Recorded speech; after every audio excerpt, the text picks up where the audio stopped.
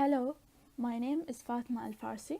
During this course, I have chosen to focus on people smuggling, its nature, how and why it happens, its consequences, and the responses of policymakers towards it. Thus, this presentation will be an overall summary of the problem and reflection upon my work on it. People smuggling is one of the contemporary transnational crimes that threatens the national security.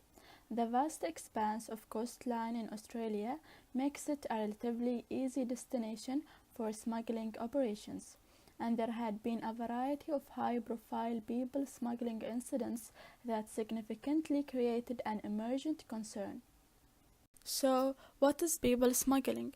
People smuggling is defined as a procurement for the purpose of obtaining directly or indirectly a financial or other material benefits of the illegal entry of a person into a state in which the person is not a citizen or a permanent resident. People smuggling does not involve a victim. Rather, it is a crime against the public order in which the state is the main victim. Smuggling is not characterized as a violent crime. Rather, it is seen as a commercial arrangement between the smuggler and the illegal immigrant. When it comes to the causes of the problem, we can say that the motives of people smuggling differ. The intending migrant may be escaping prosecution or may be planning to seek asylum.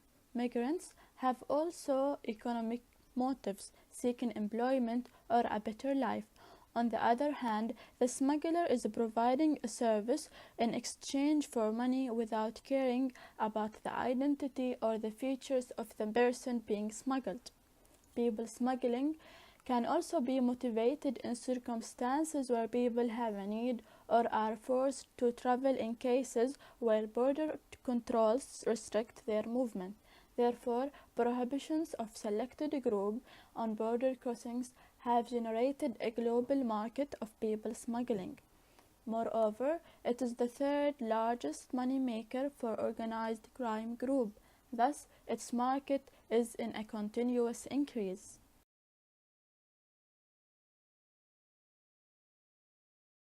While people smuggling is still a growing crisis, the Australian government seeks to adopt urgent responses to secure its borders and citizens from potential risks that refugees might cause. So, in regard to the responses of the government to people smuggling, I found that Operation Sovereign Borders is currently Australia's official policy response to this crisis and national emergency of people smuggling. It is a military-led border security operation supported and assisted by a variety of Australian government agencies. The policy focuses on border protection and security through a strong and consistent deterrence policy. The OSB is considered a multi-agency approach that benefits significantly from the Australian Federal Police international network, which interacts with police agencies in a number of countries.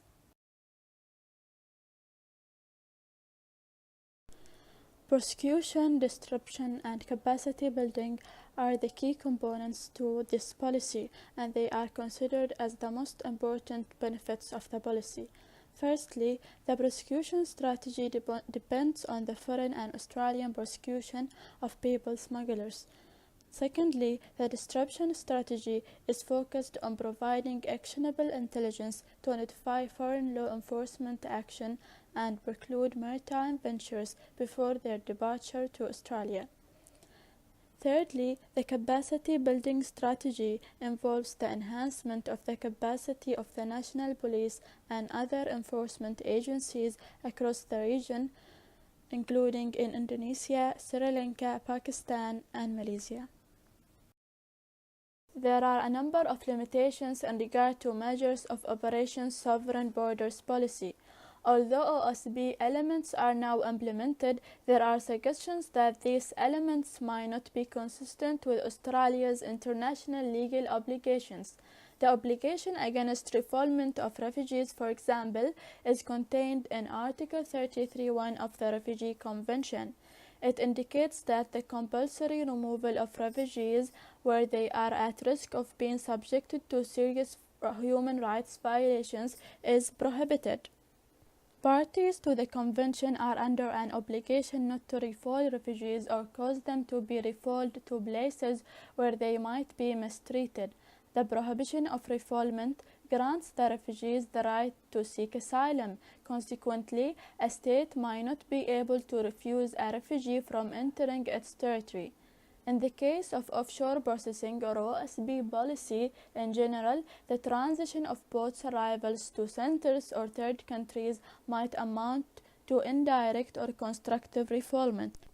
Another limitation to OSP policy is the transfer of legitimacy and criminalization of asylum seekers. While approaching the protection of Australian borders, the language of illegality has been adopted to refer to those arriving at the borders or detained in the offshore centers. In interviews with asylum seekers, an asylum seeker describing the physical treatment said, "They used ill treatment when they brought us here. We were all surprised and shocked. They were treating us like real criminals." When I first started doing my research on the topic, I faced a lot of difficulties, given that it is a completely new topic that I have never had an idea about. One of the difficulties is finding the proper resources for the first assessment task.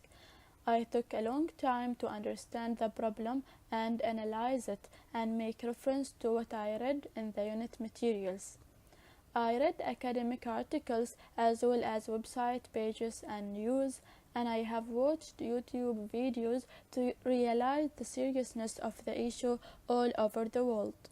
But finally, I was able to figure out that people smuggling is a transnational crime that does not only affect one country, rather various countries and international borders are affected.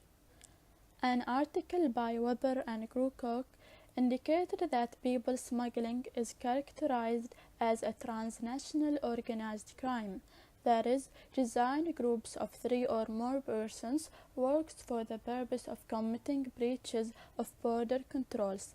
People smuggling involves a number of activities that are episodic in nature and extends beyond the crossing of a border. Sovereignty rests at the core of this problem. It determines that each individual nation is a self-governing and technically cannot be influenced by other nations. Thus, although each nation has its own criminal laws, policing, judicial, and punishment procedures, nations can agree with each other to deal with shared problems in a cooperative way. Giving regard to the limitations of OSP policy, it is important that the Australian government evaluate the effectiveness of this policy to be able to make it more efficient to safeguard the borders of the country.